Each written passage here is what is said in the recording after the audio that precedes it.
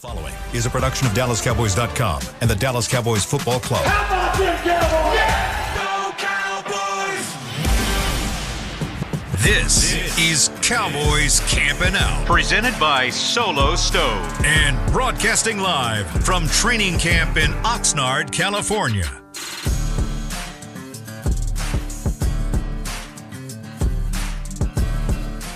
Well, we had so much fun the first time around here on Camping Out that we decided to bring you Camping Out Part 2 here in Oxnard, presented by Solo Stove. I've got my guys Nick Harris, Patrik No C Walker. We've got Nate Newton in the house filling in for Nick Eatman, and, of course, Kyle Youmans, who's already dove into the s'mores. I want that to be known, that Kyle is wasting no time. It's not me this time. But kudos to Kyle. His mic is clean. So yeah, I learned how to move my mic out of the way the first time. Thank you, Patrik No C Walker. Exactly. I pay dues so that others can succeed. You walked so I could run. Perfect. It's exactly right. And I ran so Nick Harris could fly later. Yeah, science. I just want to point out that no one is as locked in as Nate Newton at Nate's this moment. ready to go. He's ready to roll.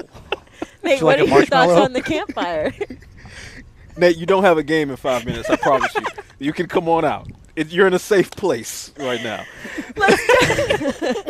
We'll wait for Nate to warm up a little bit here. Let's dive into some hot topics, though, around this campfire. Obviously, the number one thing that we've been waiting on for the last couple of weeks is the return of Zach Martin to training camp. We can happily say that the veteran offensive lineman has made it to training camp. I know you guys were staking out earlier trying to get a conversation with him, but obviously just exciting to get that veteran presence back on the offensive line. Yeah, absolutely. I think this is the conclusion that we all kind of expected would happen eventually, and, you know, it came today. I think Kyle had a prediction early on in this whole ordeal that he would be back after the first preseason game. So Kyle wins. He gets an extra. I got one right. He gets. I'll make you a s'more extra later. s'more, thanks. Yeah, appreciate it. But yeah, I think it comes at a really important time. I just put out an impact piece on DallasCowboys.com, and I'm kind of talking about not only does it help with financial negotiations with extensions for guys like Micah Parsons and CeeDee Lamb moving forward, but it also puts one of the best team leaders back in the room in a position group that needs it right now. So if you want to fulfill this 2023 potential with, you know, the potential we've been talking about as a Super Bowl run, you got to have Zach Martin at right guard. And so, you know, this conclusion that needed to happen finally did happen. And perfectly said, this is a potentially special season for the Dallas Cowboys. You go and you get Stephon Gilmore, you get Brandon Cooks, you retain Donovan Wilson, Leighton Van Der Esch, bring in another playmaker like Deuce Vaughn, and all of this excitement is going on. And then you may not be without Zach Martin. So, and I'm on record as saying this time and again over the course of this situation in that I did not see a scenario in which Zach Martin was not on the field week 1 versus the New York Giants. So thankfully, all sides found a resolution. Zach Martin is back here on campus. So that, in addition with Terrence Steele back on the right side of the line, you no longer have any questions there. You still have some things to figure out on the left side as far as chemistry between Tyron and Tyler, and then OL depth, which we'll get into. But the fact that Zach Martin is here is a huge sigh of relief for everyone in this organization. Yeah, I want to make sure I get the numbers right here. It looks like he got an $8 million raise over the remainder of his contract, roughly $7 million of that coming over the next 2 years. So this current deal runs through 2024. And Kyle, I know you and I earlier we discussed, not just the benefit to the offensive line, but we talked about the rest of the positions on the field, how he impacts that. How do you see him kind of shifting back into that mold and kind of helping the rest of the team succeed? Well, you think about it with Dak Prescott, and it goes back to what Nick was talking about. If you're going to reach the expectations that the Cowboys have set for this season, you need Zach Martin up front because Dak Prescott needs that protection up front. And so, I mean, this is a huge plus for everybody on the offensive line, everybody in the offensive scheme, behind the line of scrimmage, the run game, you name it, Zach Martin is a key cog of this offensive front. And it's an offensive line that, at least after preseason game number 1, you still have questions on. You still have a bit of a concern maybe of the depth of that offensive line, but now you are for sure much more confident whenever it comes to the starting offensive front, and that's something I know, Nate, you're a little excited about. I'll even add on to that the running game. Time out. I got to know what's the stalemate here? Are we going to get to hear from Nate Newton on the podcast? He said segment 2. He did say that Should we go ahead and take a break? He said he wasn't going to speak on segment 1. I can respect a man of his word. He did give a thumbs up, by the way, to my question. So he did. that did end up We'll get happening. Nate Newton's thoughts on the offensive line in segment 2. Sorry, I didn't mean to cut you off. No, Nate. you're good. You're good. Why did we have to wait till segment 2? I want to know. Nate's one of the best offensive linemen to ever play in this organization. I want to know. It's just Maybe we'll make him a s'more and it'll Go cheer for it, him Nick up. Harris. would a s'more help? No. Oh, no. Not even a thumbs up that time. No, I'll add on. Kyle was talking about how this not only helps the offensive line picture moving forward, but it also helps the run game. Even when we get to week 1, it's going to be fluid at RB2. And so if you have Zach Martin there at right guard, then that helps figure out that picture a lot quicker. So I think that's probably the biggest addition that this makes across the board, because that's going to be a substantial difference rather than him coming in week 8. Because if he came in week 8, then you have to figure out that run game with kind of a shaky offensive line. And so I think it's really important that it happened today for those guys. And it's also good for the young guys like Awesome Richards and some of these incoming guys to have Zach Martin on the field in practice, to be able to learn and get these visual cues from him and get the advice in real time to help them perfect their reps as the reps go along in Oxnard, and then ultimately when we get back to Frisco next week. So the impact cannot be overstated, cannot be oversold. Zach Martin being back in the building is just good for every single player, every coach involved in the organization as a whole. Let me pose this question to you guys. And Nick Harris, I know we talked about this earlier. Does getting Zach Martin back on that offensive line, does that solve the offensive line questions that we have going forward? Or how does Nate has spoken? I wish he would tell us why. But I guess He locked back in. Tune He in to locked back Dragon in. Ball Z here in a little bit. And we'll hear Yes. from him. Yes. But having Zach Martin back, what does that mean for the depth for the offensive line going forward? Yeah, I put out right on Twitter right after the news broke that he signed his restructured deal.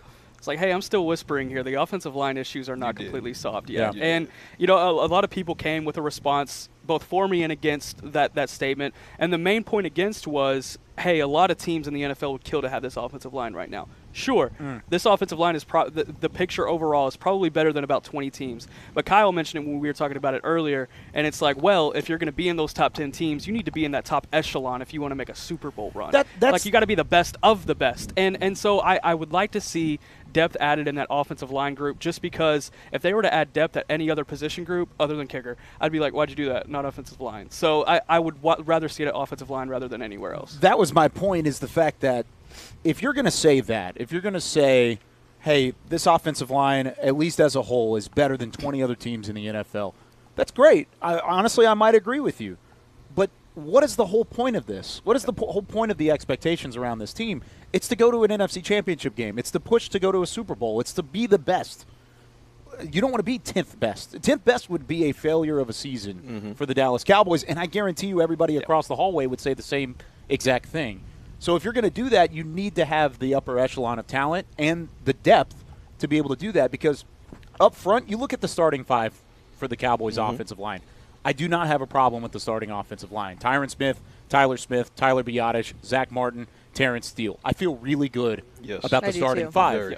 But if you're going to tell me and you're going to look me in the eye and say, over the course of a 17-game season, we will not have an injury up front, we will not have a rotation up front, and we're not going to have any problems, I will straight up call you a liar, and I might not think you know a whole lot about football. That's the thing about the durability of this offensive line. That's the question. It's the depth. It's the rotation, because one injury up front could upend the entire structure, could upend the entire thing for this offense. And it's not like it's the end of the world, but it significantly hinders your chances if you're really going to make a deep playoff run, which you're expected to do, and what's always going to be the goal for this organization. Well, in the moment, Zach Martin being dropped back into the offensive line, it does, quote-unquote, fix the front 5. Sure. Okay, so to your point, it fixes the front 5 as long as that No front arguments. 5 remains healthy, which is another, That's your a point. huge if. But it doesn't solve the depth issue whatsoever. Can he help coach up some of these younger guys in real time in practice reps and in the meeting rooms? Absolutely he can. But it's still incumbent upon these younger guys like Matt Farniok on the interior, Matt Waletsko getting swing tackle duties, rookie 5th-round pick Awesome Richards, he's getting some flex work as well. It's incumbent upon these young guys to step up and show progressively more than what we saw against the Jaguars. There were some times they had some real struggles against the Jaguars, particularly with interior pressure, allowing interior pressure. But then there were some times later in the game where you saw some flashes from each one of these young guys that you said to yourself, hey, I see that. So the potential is there. They really kind of have to glue it together and make sure that if/when, knock on wood, there is an injury. Is this real? No. Okay, that's real. Okay, let's go with the real. If an injury were to be suffered by anyone on the Cowboys' starting offensive line, that any one of these young guys can step up and we can feel confident about it. If we are asked objectively right now, do we feel comfortable about the backups of the offensive line? I'm with Kyle. I would look anyone in the face and say, if you feel that you're confident, you're not watching football, or you're just trolling me. We need to see more from the young guys. And they're showing some flashes, but they got to string this together. But that's the thing about offensive line, and Nate knows this as much as anybody.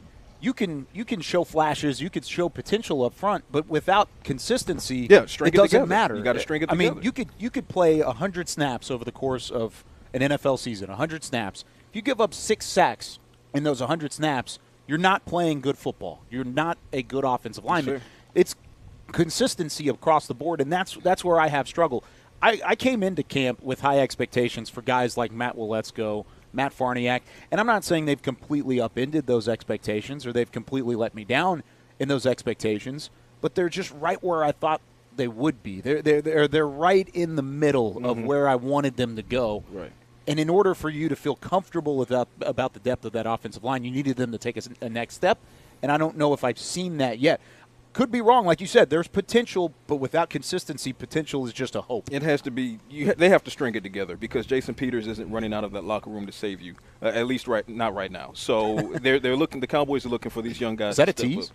It's not a tease. Okay. I'm not speculating, but he is still a free agent.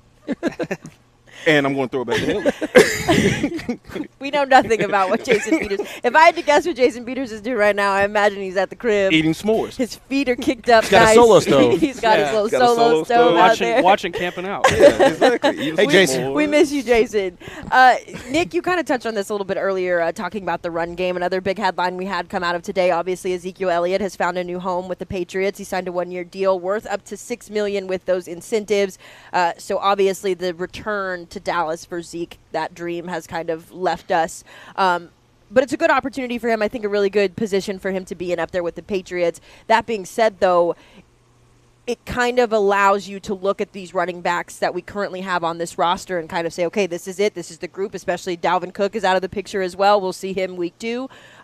Just the running backs and how well they kind of performed on Saturday, and are we comfortable with the guys that we have here currently? Yeah, the running back picture is getting more interesting by the day, I think. You look at the performance that Deuce Vaughn had on Saturday, and it's not that he's had a bad camp, it's just that that game surprised me based on what he's put together at camp. Yeah.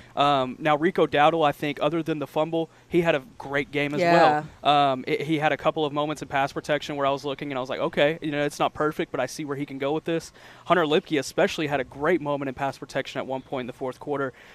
Everybody did something right, but I think what we're looking for is a guy to do everything right, and I don't know if we're going to have that answer in the preseason. So as far as if you ask me right now who's going to be RB2, you could give me any of those 4 answers, and I would understand your point. I think my answer right now, currently, would be Rico Dowdle, but I'm not confident in that at all. That would be my answer as well, and I'm confident in it as we have this conversation. Obviously, we still need to see Ronald Jones on the field. We'll see if he gets a shot at the Seattle Seahawks. He missed this past game against the Jaguars with the groin injury, but he still has to contend with the 2-game suspension in Week 1 and Week 2 as well. So we've got to keep that on the table when discussing this RB2 equation. But I'm not surprised by what Deuce Vaughn was able to do against the Jaguars because I've been seeing Deuce Vaughn do it at Kansas State. That he basically just transferred over his play from Kansas State into an NFL game. So I expect that he's going to continue to do that. Does that make him RB2 to me? It doesn't, because I feel like Rico Dowdle is better at pass pro. Rico Dowdle is a little bit more well-rounded as far as what he brings to the table behind Tony Pollard. But Malik Davis, we know what Malik Davis is capable of. We saw that when he was given the opportunity due to Rico Dowdle's injury last year. So he just needs to take that step forward. Didn't have the best outing against the Jaguars, but we know the potential is there. I'm not going to give Rico Dowdle a failing grade because of the fumble, because if you look at what happened in that phone booth at that particular moment, I want to credit Turpin for being downfield that far, making the block in the first place, but it was just a series of unfortunate events. But then you look at Dowdle, how he bounced back mentally from that, and that includes a 44-yard return to show his value on special teams as well, because keep in mind, when we're talking about the running back depth chart, who makes it versus who doesn't make it, the special teams component is going to come into play in this as well. Deuce Vaughn is going to be a special teams guy, whether it be a returner or a personal protector. We know Malik Davis can contribute. Rico Dowdle can contribute. But when it comes to the Ronald Jones equation, Ronald Jones has proven he can be an impact back in this in the NFL. But he's only had one special teams rep in the past 3 seasons. So don't forget the special teams component when we're talking about the running back depth chart. And I think Rico Dowdle is still that number 2 guy for me, and he was going into that game. I'm not going to knock him for the fumble because he was trying to make a play. You got to hold on to the ball because if it continues to compound and he continues to let go of the ball and turnovers happen, then all of a sudden it is a problem. Right now, one-off, it's not a problem. Then it's a different conversation. Fumbles against Seattle, fumbles against Las Vegas back at AT&T Stadium, then we've got a conversation. But I agree with you because he's also a different back than Tony Pollard. He's bigger. Yeah. Got 215 pounds on him. He's closer to 6 foot. I mean, he's got a bigger back mentality of short yardage situations, pass protection. I think you bundle in a guy that would fit with Tony Pollard, and that's Rico Dowdle. Sure. But in terms of the electricity, I will benefit what I saw from Deuce Vaughn. I mean, Deuce Vaughn was next level electric. It was an instant jolt to that offense. You could feel it in the crowd. I mean, we were even in the booth, and once he broke the run for 26 yards, all of a sudden the crowd's right back in it. I mean, that's not always going to be the case. I mean, he's a fan favorite at the moment for a reason, but also with the electricity that he brings and the possibility that he could bring if he continues to grow into a role in the NFL, that's exciting for me. That's exciting to see how he could do it, and I think it's got to start with special teams as well. Both of those guys will be on special teams. I don't know where Malik Davis or Ronald Jones Jr.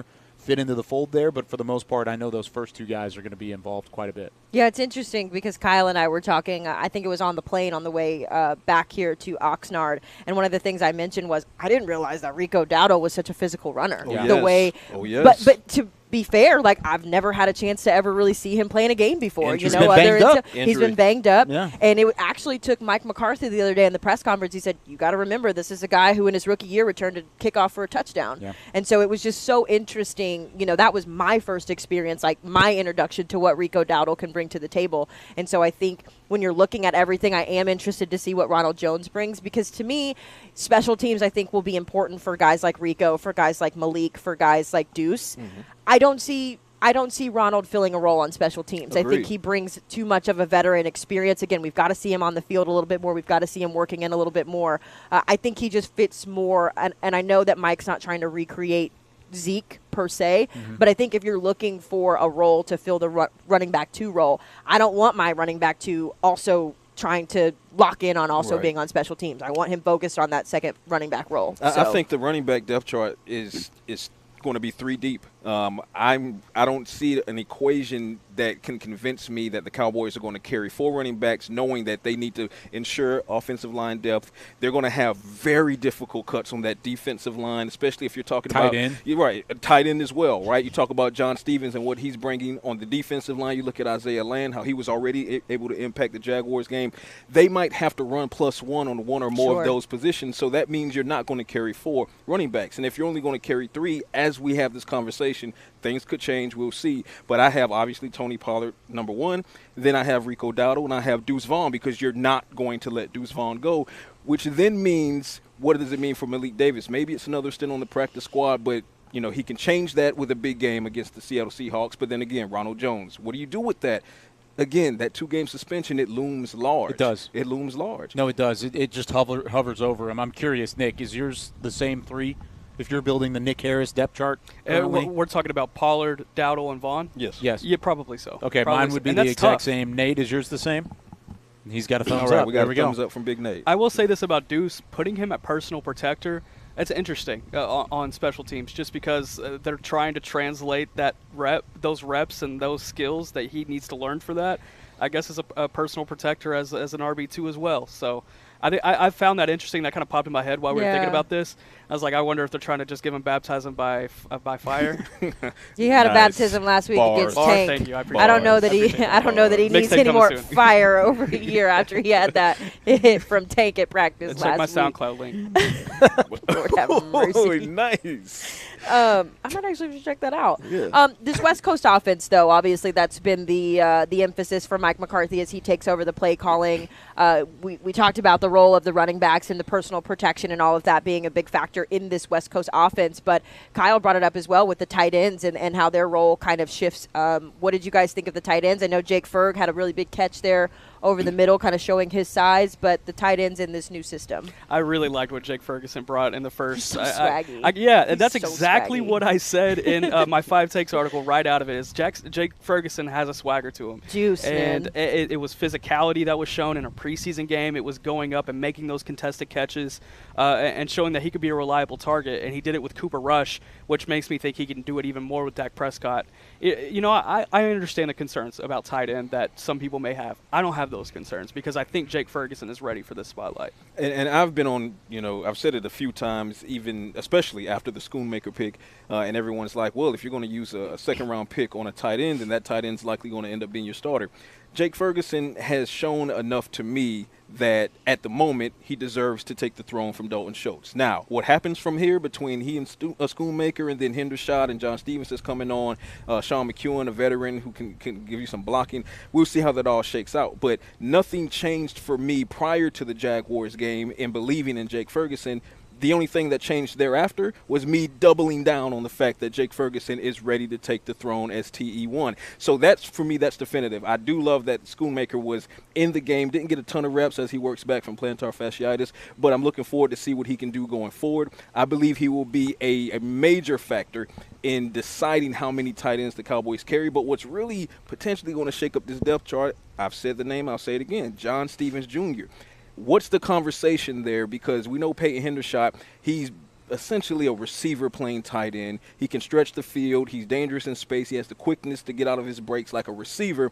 But John Stevens Jr. brings a lot to the table as well, particularly his length, his ability to play on the outside, his ability to be a red zone threat. And then you start to look at a veteran like Sean McEwen, who's more of the steady hand. He's the blocker. So where do you go with that? This tight end equation is going to be fun to try to figure out. Well, you look at the passing game as a whole. 246 yards through the air against Jacksonville on Saturday. 110 of those yards, nearly half of the production, came from the tight end room. Peyton Hendershot was not one of those tight ends. He was not one that was targeted. He didn't get a single target. But you had Seth Green with the target. You had Luke Schoonmaker with the target. Both of them had 8 yards receiving. Then you had Jake Ferguson, second on the team in receiving. You had John Stevens, who led the team in receiving. He had a touchdown late. Now, you got to remember who a lot of those guys and a lot of those reps came up against. John Stevens was playing mostly against the back end twos and the threes of Jacksonville. Jake Ferguson played against a lot of the ones of Jacksonville. Yes. So I think right now Ferguson's the leader in the clubhouse, and I'm not trying to discount Peyton Hendershot. I mean, you can go through an entire game, especially a preseason game when you're trying to spread the ball around a little bit and not receive a target, and that's not a bad indication of how you played. But it is something I'd like to see more of here over the next couple of games. I want to see more of Hendershot in the red zone. They've shown it out here in Oxnard. He's been very active in red zone, especially with the first teamers here in Oxnard. Use it in the preseason. Use it in a couple different situations. I really like the way they utilized the West Coast concepts and used the tight ends in doing so. Both of those guys that I mentioned, Stevens and Ferguson, were highlighted players when they were on the field as a part of the offense, and I love that for this tight end room because there's a lot of potential there, and I think it could continue to grow. Stevens, I've been on him since we were on camping out the first time. That's a fact. And he's continuing to still push and push the issue. It's going to be hard to keep anything less than 4 tight ends. I think it's impossible. No, you got to be and even then, I mean, I talked to Linda Wells earlier. He said, I don't know what they'll do in front of it in terms of the head coaches and the front office, but he's like, if I could keep 5, I would love to keep 5. Of course he would. But that's the tight end. Those are his guys. He would keep 5. He would keep 11 if he could. He would go get a couple more. Yeah. But, I mean, there are going to be some tough decisions to be made in that tight end room, and I think it starts with 4. It's pretty likely, and they've kept 4 in the past. I mean, go back last year, they had 4 guys. 4 horsemen, baby. They would definitely do it again. But even then, if one of those guys really continues to stick out, they may only take 3. And if that's the case, then it's really tough conversations coming down for this front office. I will say with Peyton Hendershot, it's interesting because you've seen how much extra work that Dak kind of lovingly gives him. There's been a couple of times in practice where he's, missed a route or dropped a pass, and Dak specifically has picked him up and said, go do this again, and really worked with him. And you have to think, too, a lot of Peyton's highlights last year was when there were multiple tight ends on the field. Like, I go back to when he scored, I believe it was against the Lions, and what was that? It was a 4 tight end set. All of them were on the field, and nobody knew what to do because you had Dalton, Jake, and Peyton, and I think Sean McEwen was in there as well, blocking. And so I think he benefits a lot from having the other guys around him. I think where he gets a little bit lost in the sauce is when you're relying on him to be that number one. And I know he struggled a lot with, them bringing in a Schoonmaker in the second round and being in a crowded big room like that. So I like how you kind of phrase that a little bit, Kyle, just kind of seeing where he goes from there. We've spent a lot of time talking about the offense, though. I want to transition and talk about the defense. So we're going to go ahead and take a break here on Camping Out, presented by Solo Stove. Hopefully when we come back, we'll get to hear from Nate Newton. He's been silent. I know he's got a lot of thoughts, but we will go ahead and take a break here on Camping Out. Todd thought it would be secure to jog in the cheetah savanna. Todd believed the big cat repellent he bought online was reliable. And now, Todd is trying to be faster than this cheetah that can run 80 miles per hour. But the good news is, Todd has AT&T 5G that is fast, reliable, and secure. And he learned the best thing to do is stop running and toss her the backpack with the beef stew. AT&T 5G. Fast, reliable, secure. It's not complicated. 5G requires compatible plan and device. 5G may not be available in your area. See att.com/5G for you for details. Are you ready to take coffee off your grocery list forever? Black Rifle Coffee Club is here to help. As a coffee club member, you'll get your favorite coffees roasted, packaged, and shipped to your door free of charge on your preferred schedule. Set it, forget it, and never run low on coffee again. Members also get exclusive deals on coffee, products, and discounts from partner brands. Ease your mind and let Black Rifle worry about your coffee supply. Go to blackriflecoffee.com to join the coffee club today. Cowboys fans, after that move, we've just coined the term Rowdy Replay. Let's roll back the tape. Okay, there's our mascot Rowdy cheering on the boys, and now he's on his phone, on his Bank of America mobile banking app? Staying on top of his finances with his virtual financial assistant, Erica. Bank of America's digital tools are so impressive. Cowboys fans just can't stop banking. Learn more at bankofamerica.com/can't stop banking. Erica is only available in the English language. You must download the latest version of the mobile banking app, only available on select mobile devices. Message and data rates may apply. Member FDIC. They say champions are remembered, but legends are never forgotten. United Ag and Turf offers a winning lineup of John Deere equipment built to tackle any challenge on and off the field. Legendary John Deere tractors, combines, residential mowers, commercial mowers, compact construction equipment, Gator utility vehicles, and a full line of golf and sports turf equipment. United Ag and Turf, the official Ag and Turf equipment supplier of the Dallas Cowboys. Visit UnitedAgAndTurf.com to find a location near you. Back to Cowboys Camping Out.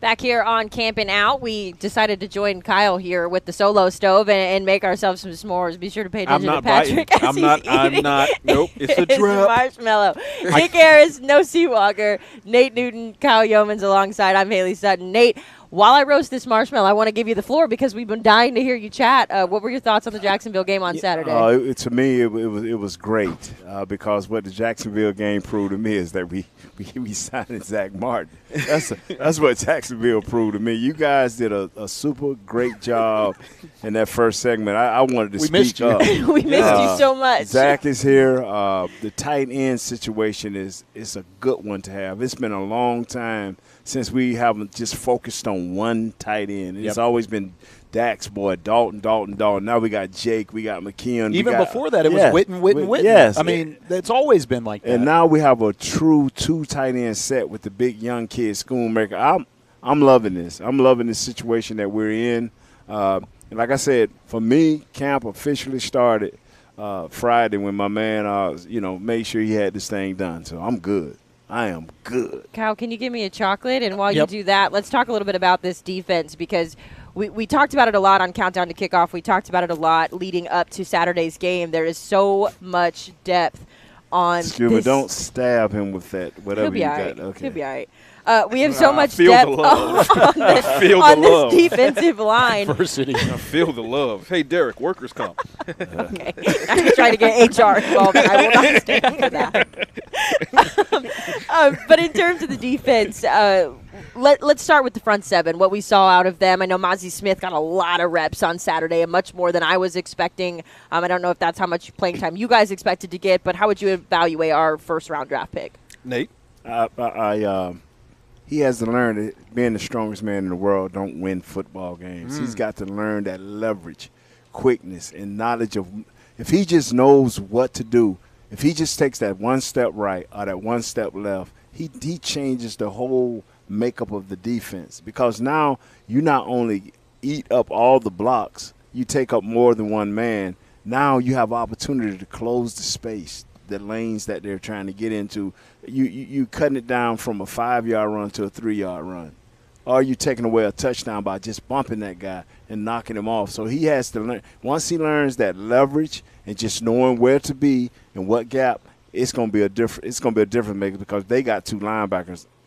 Wow. And that's an exact conversation me and Nate had at lunch today. And I would like Mazi to start working with Osa Odighizuwa, just because when it comes to leverage on that interior defensive line, he's so good at that. Yes. He's so good at pushing a guy in a direction he's already going to get where Osa needs to get to. So I would love to see a little bit of work there between those two guys, because I think if Mazi could pick up some things from Osa, man, that's dangerous. That's a first-round pick. It's interesting that you brought that up. Sorry, Patrik, just real quick. I'll get it in a minute. Oh, yeah. I'll get it in a minute. Oh, yeah. Please but it's do. interesting Please. that you bring that up. Please do. It's because nerve-wracking. earlier today it's nerve-wracking. Can you please? Can I please? I promise you I'll get it off my face, Nate. I promise you. You want him to talk? Because now what y'all are doing is drawing attention to it. Oh, is that how that feels? Regardless, it's interesting, Nick, that you bring that up, because after practice today, which practice today was not really practice, it was kind of a walkthrough. But it wasn't Osa, it was Micah that Mazi kind of met with right there where we do media, and they were working on hand-to-hand combat drills, and Micah was walking him through, like, here's what you need to do, here's kind of how you need to work. And they walked all the way from the middle of the field all the way to the locker room, just kind of Micah coaching him up. So it's not Osa, but it's definitely nice to see that he's taking that next step and understands, to Nate's point, that he can't rely on strength. He can't just rely on being the strongest man in the room. And I don't remember who I was talking to about this earlier, but I think he got away with a lot in college because he was the strongest man in the room, that he didn't necessarily always have to hone in on those fundamentals. So good point that you brought up. But I think it also needs to be said that the first player on the Cowboys roster that reached out to Mazi Smith after the pick was made was Osa Odighizuwa. Yes. So Osa did take that initiative. Forgot about that. Yeah, to start building. See, that's why I'm here. I got you. Yeah, I got you. So the chemistry between Osa and Mazi started early, and it's continued through OTA's minicamp and now here in training camp. And yes, Nate, he hit the nail on the head. Mazi just needs to get a better understanding of how to use his strength and when to use it, and how to try to put some finesse into it as well. And his get-off needs to improve a little bit, and he understands this as well. And that's kind of what you saw in the Jaguars game, but then you also saw on a couple of occasions, more than a couple of occasions, he was doing exactly what the Cowboys brought him to do. He was double-teamed. He was eating up double teams. There was at one point it was a triple team where the third person served as a chip for him and then went to another assignment. So those are the kinds of plays, unless you're actually looking at Mazi, you may not notice that, and you're definitely not going to see it on the stat sheet, but that impacts the game because that impacts that particular play. Playing off of that, 32 snaps for Mazi, 17 were in run defense, 15 were in pass rush. That's valuable. Every single one of those is valuable, especially when you see the different looks, when you see the double teams and the triple teams, which it's not going to be the only time he's going to be double teamed, and it's not going to be the only time he's triple teamed.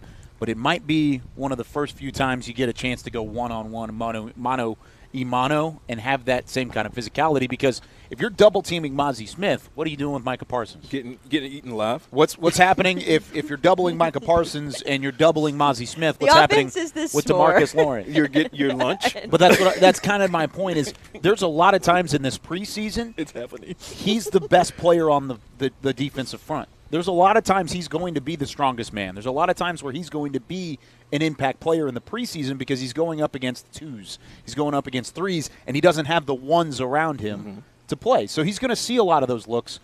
Don't get discouraged by what you see from Mazi Smith in the preseason. Right. Because when you get to the regular season, he's going to see a lot of single looks. Going to see a lot of man-on-man. Now, it's going to be 1v1. It's going to be the ones versus the ones, so it'll be better competition that he's going up against. But don't get discouraged if he only ends up with one pressure and one stop and one tackle, which is what ended up happening. Let the guy kind of fill into it. It was his first pro action, And he's also never been a stat stuffer either. He's never been one of those guys. He's there to clog up the middle, stop the run. And I think he did that better as the game went along. And I even asked him on the bus afterwards, I said, how'd you feel? He said, I've got a long way to go. And he knows it. There's ways that he's going to improve, and there's ways that he's going to look better than he did. It's the snaps. And I talked to Coach Quinn, and that's what he said. He said every first and second down, he's going to be on the field, Nate. Yes. I got to play him. I got to get him going. I got to get him motivated to do what is right for this defense. And everything you said is so true. But even the times that he was out of place, he still allowed those linebackers to flow. But and also, awesome. Let's not lose the fact that, while strength can't be the end-all, be-all, sooner or later it's going to come into play. Sure. And there was one play in particular, talk about that tackle, there's one play in particular where it was finally one-on-one, and he absolutely threw that guy out of the club. He threw him out of the club. The guy's self-confidence went right behind him. No white tees.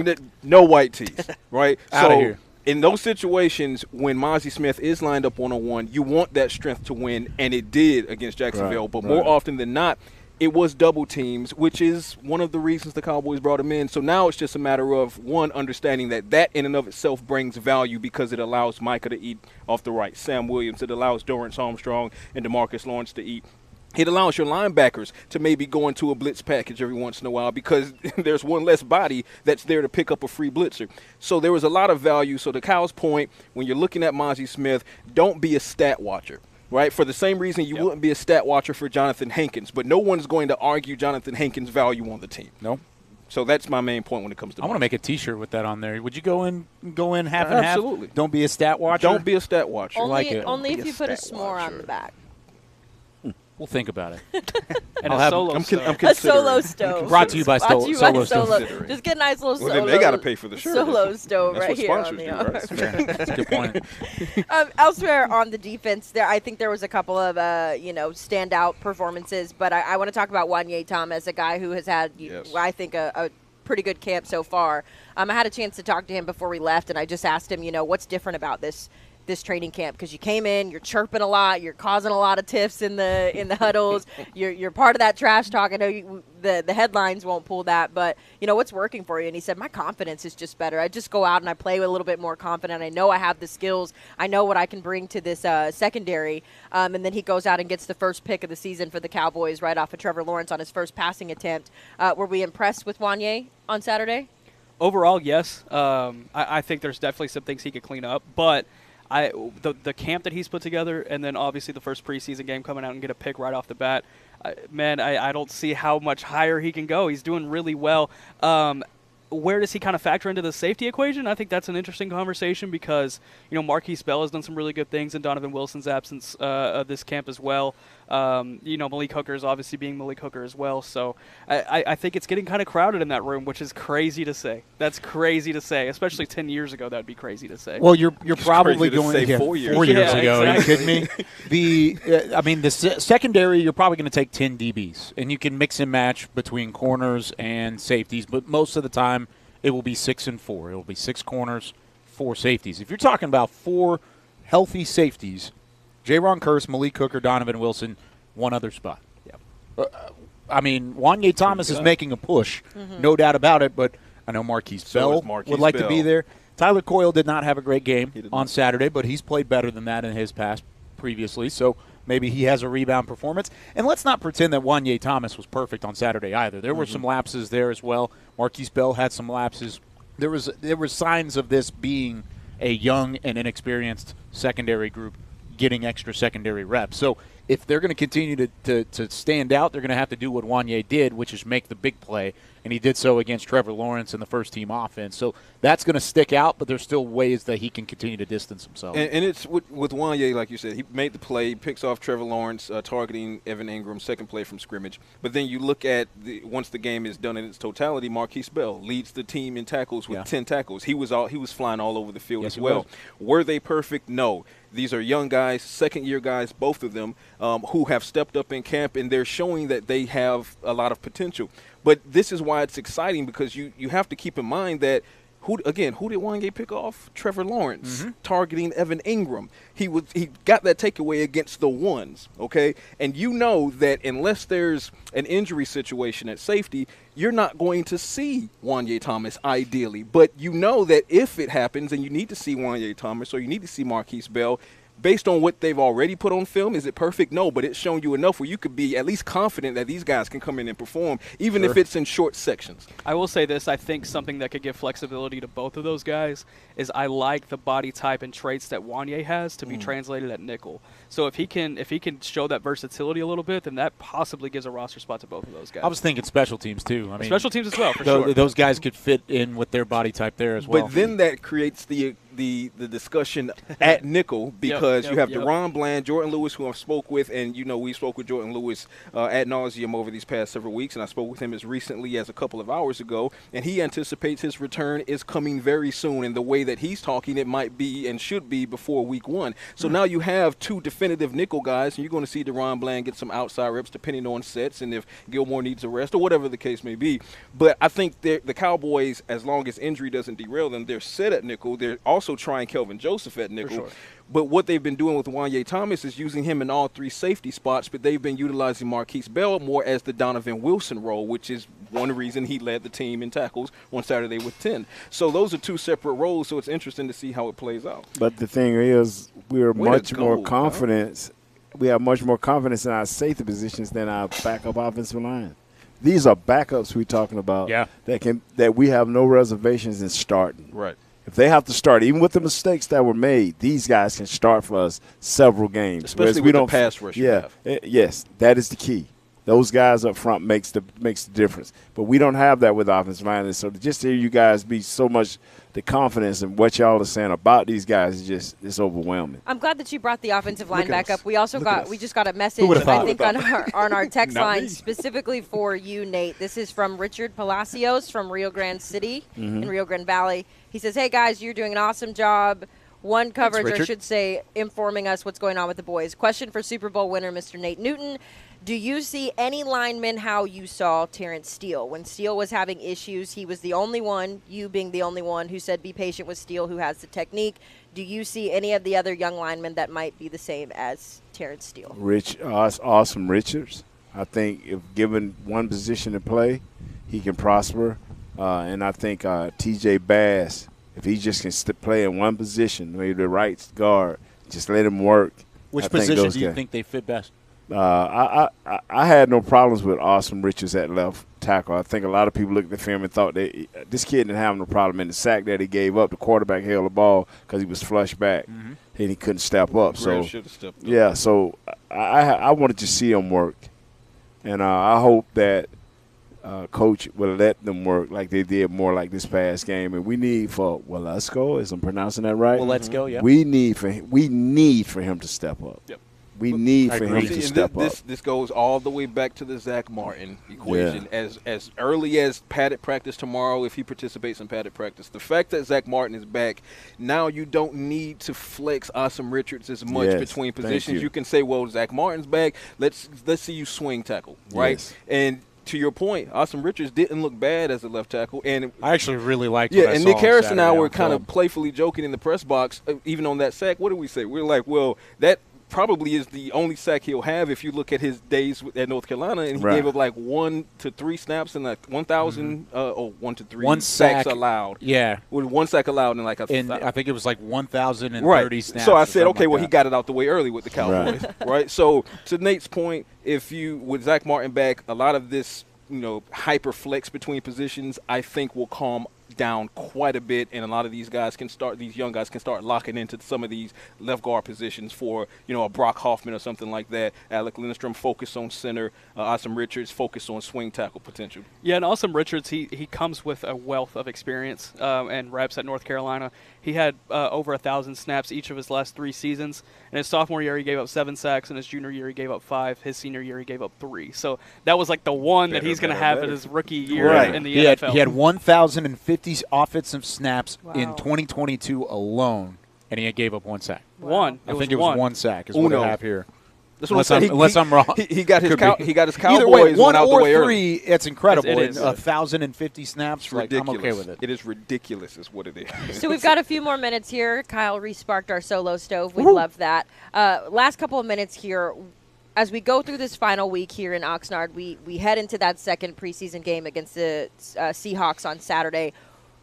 How does this team take the next step? How do we take what we saw on Saturday? We apply that here in practice. What makes a successful game against the Seahawks on Saturday? Can I start an established running game with whoever is in the game? He allowed 3 sacks, by the way. I was wrong. Yeah, I had a typo. Good job, Hey, Nick. we love accountability well here. We love We accountability. do hold each other accountable. That's the point, right? Yeah, there we go. Yeah. Sorry, I didn't want to cut you off. But No, you're good. You're good. I'll take the dub. Don't get me wrong. Don't get me wrong. Well done. But no, I want to see an established running game from start to finish. I think Malik Davis got the short end of the stick on Saturday because when he came in, that offensive line was struggling, and it took them 2-3 drives to really get going, and it allowed Malik Davis to not have as many opportunities as the other guys. So I want to see Malik Davis get that full opportunity with the run game. Whoever's up front. So I think Malik Davis had 3 rushes for 4 yards or something similar to that. And it wasn't that he was not necessarily bouncing to the right holes. I think there's probably some truth into that as well. But it really came down to he was getting swarmed as soon as he got the ball. So, from start to finish, I want to see an established running game, and I would feel great about that if we came out of week 2 with that. I love what the linebackers did, the young linebackers did against the Jaguars. Talk about DeMarvion Overshown, absolutely had a great game. Was he flawless? Absolutely not. But to see what he put on film has to invoke so much confidence and optimism for anyone who believes that this kid can be something special for the Cowboys. I believe that he can, especially in Dan Quinn's system. Damone Clark is the one that I pegged as setting up to have the biggest year 2 leap on the defensive side of the ball. But I'm going to go on the offensive side of the ball, and I want to see more from this in this battle of WR4. You saw Jalen Tolbert come out, and the OPI, which actually was not OPI, I'm going to give him credit for that. If you look at how the release on that, he had the defensive back beat from the line of scrimmage. The speed was there, the ability to turn around, high point the ball, turn in space, come down, and have sideline awareness to get both feet in. That's the Jalen Tolbert the Cowboys believed in when they took him in the 3rd round. And then, of course, you saw the touchdown, his first in the Cowboys uniform. Simi Fehoko started to get some play in the second half, got consecutive passes from Will Greer. Dennis Houston got involved. There was a sequence where Dennis Houston had 3 consecutive receptions as well, and he was targeted. He caught all 3 of his. To add on to that really quick, that deuce drive doesn't happen without that. Absolutely. Yeah. Absolutely. So I want to see between Jalen Tolbert, who continues to show that he's ready to take the next step, Simi Fehoko, who's had some ups and downs in camps, but lately he's been stringing together good days. Dennis Houston, those 3 catches tell you that he still has the ability he had when he was one of the stars in 2022 training camp, and then we get to see how many spots are left at wide receiver. There's the question. 1. So you can name it. You don't name 8 guys, but how many spots are left? Well, we're talking about the fight. We're talking about the battle. Carry 6. We're talking about the battle. Who's 5? Turpin's getting in there. Turpin's in there. It would be Turpin and Tolbert. Turpin's in. I think so too. Yeah. Yeah. So I mean, he fumbled the ball, but let's not get it twisted. He's in there. He's in there. So, he's going to be the return man. So to my point, Big Nate, this is why I want to see this WR4 battle flesh out more against Seattle, because I love what Jalen Tolbert is bringing. I love that Simi Fehoko is starting to kind of surge and push Tolbert a little bit more. But again, Dennis Houston, he's coming out and he's pushing as well. Seattle, and especially against the Las Vegas Raiders, I think this is where that WR4 battle is going to be decided. Yes. I think there are times when you see these wide receivers elevate their game. And, I mean, you also got to think about it. Like, if they're not going to make this team, if they're not going to be a part of the Cowboys organization, they're also trying out and putting tape out there for all 31 other teams. And whether that's, believe what you want, but whether that's Simi Fehoko, Dennis Houston, whoever it may be, I mean, there's a good chance that they're going to make some tough decisions and cut some of these talented wide receivers whenever they come down to it, just because they have more up front. They have Brandon Cooks. They have a healthy Michael Gallup. They have Jalen Tolbert, who's emerging. Kevontae Turpin, who they're trying to get involved on offense. And, I mean, Mike even said it. They put him on offense. He did some good things. He did some bad things. I mean, there's ways for him to grow, too. I think that's going to be a big thing. My number one, going back to your original question, is continue to get out of it healthy. Successful preseason is healthy. Yep. Continue to push past it. I mean, it was unfortunate to see Malik Jefferson go down because I thought he continued to grow on his camp. I thought he was having a great camp. He was playing well in the game. He was flying sideline to sideline, going back to the linebacker point you were making. It was unfortunate to see him go down, but avoid injuries like that, and all of a sudden I feel much better about this team depth-wise going into the season. I feel really good about it right now, but I want them to keep it that way. You know, I heard you guys say about number 33 and number 35 did not, they had their bad moments. I don't know where at. Not Damone. No. Neither one of us said they had their bad moments. Yeah, we said they weren't flawless, but they put a lot. I thought Damone and it still applies. Absolutely. Where were they flawed at? Nowhere. Talk to him, Big Nate. Nowhere. Even when they miss tackles, they force the back to go sideways, so they run into bail. I like that. I mean, I saw number 35 run in there, miss the tackle, and run right into bail. Yep. What that tells me is he knows his gap. Right. The guy just made a better move than before he got a chance to break down. Now, if it's a flaw, he needs to learn to break down and secure his tackle. Because them two dudes, I've heard you and everybody talk about these dudes. I'm looking so engrossed with the offensive line and the tight ends. I missed all of this in training camp. Yeah. And I saw the film, and I was impressed with Bell, with 35, and with 33. Them dudes, some dogs. Yeah. And if they don't play, something is wrong. Your boy Mailman Phil, by the way, he said you only get $5 for this show since you didn't talk in the first half. I'm good with that because sometimes information is valuable. And y'all gave me great. I'm serious. Y'all were flawless. The $5 only goes so far, but the information is yes, priceless. I'm going to use this hanging with the boys. I'll be repeating this tomorrow. Hey, you're welcome, Shannon. Yeah. You're welcome, Jesse. Yeah. We've got one more question that we got on our text line. This comes from Jason in Pennsylvania, and he says, why do the Cowboys have so much trouble finding a kicker? It's the left goal post. Here's what it is. And it's the left goal post out there. You walk on drive, it's the left goal. It's cursed. Here's my take on it. My take on it is it's cursed. What it's been. My take on it is what it's been the past couple of years.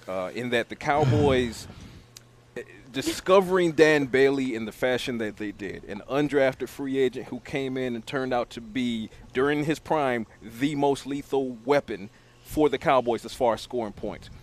So that gave them the confidence to believe they could find him again. And it's possible that they could, but the odds of doing so are not going to be great. But they are, in my opinion, hell-bent on finding that new young leg that that went under the radar, and it didn't work last year, so that's why you brought in Brett Maher.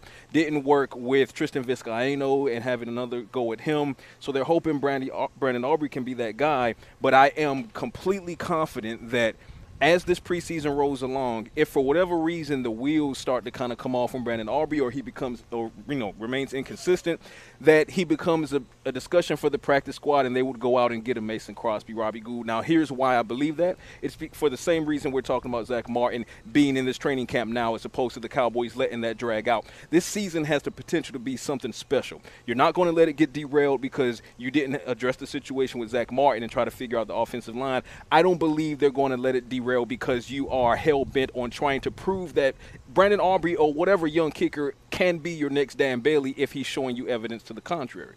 Are you out on Brandon Aubrey? Not quite. I'm not either. Not quite. I'm literally right there.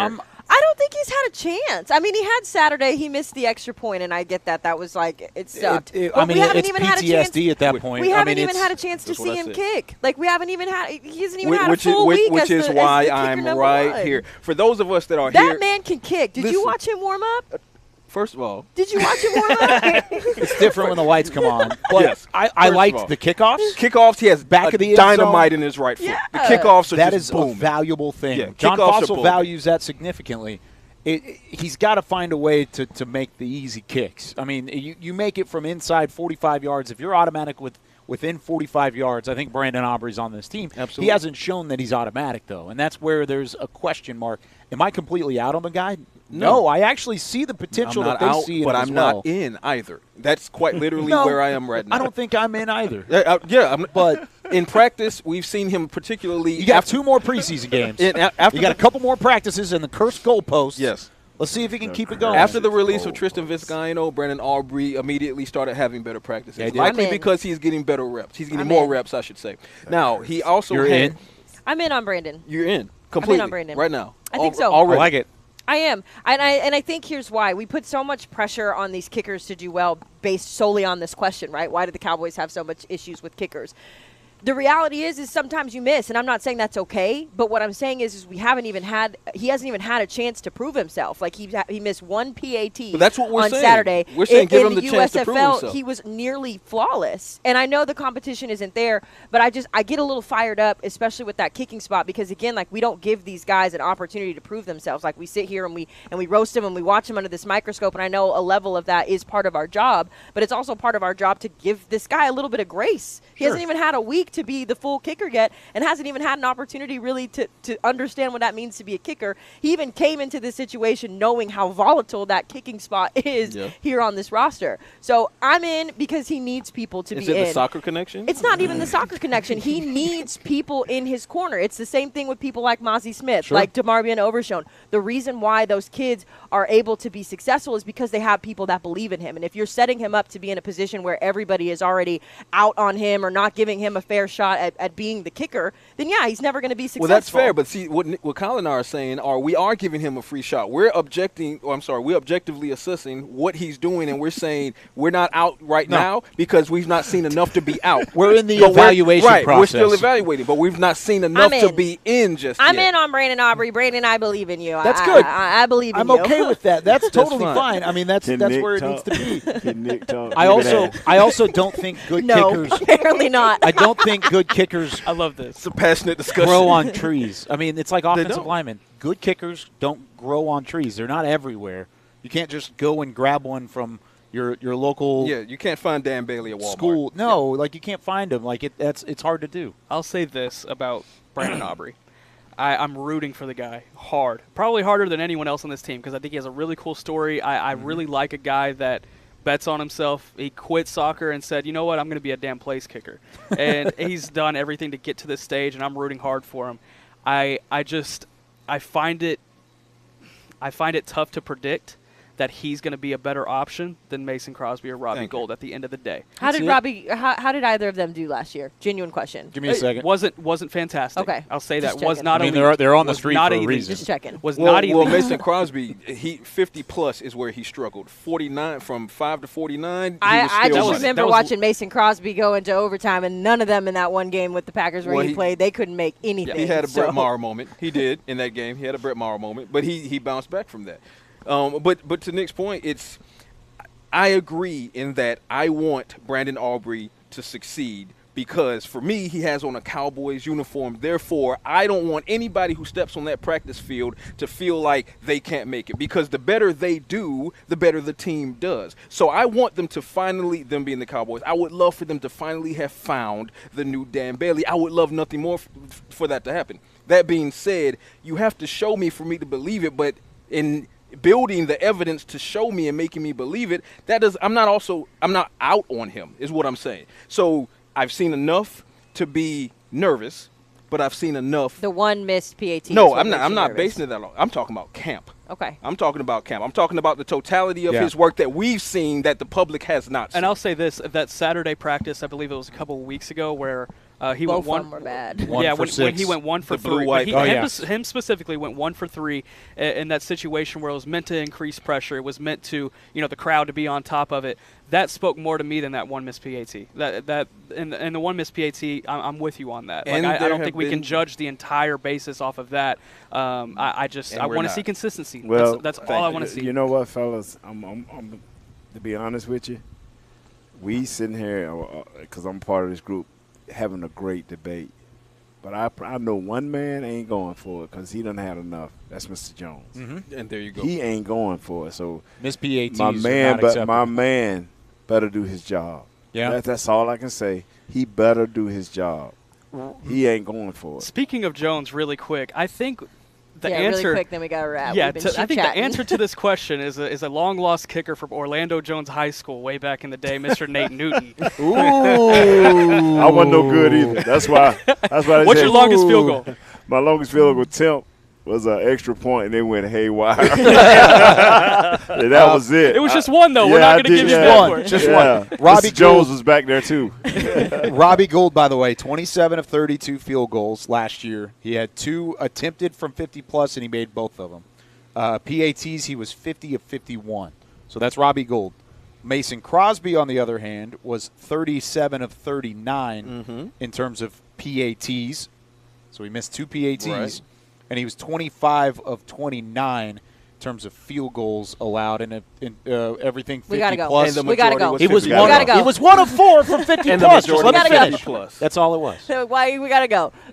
Thank you, guys. Spirited conversation. We're going to roast some more marshmallows. That'll do it, though, for us here on Cammy Now, presented by Solo Stove. For Nick, for Patrick, for Kyle, for Nate, who finally talked, I'm Hailey Sutton, and we'll see you guys back in Frisco. Information is invaluable. This has been a production of DallasCowboys.com and the Dallas Cowboys Football Club. How about this, Cowboys? Yeah!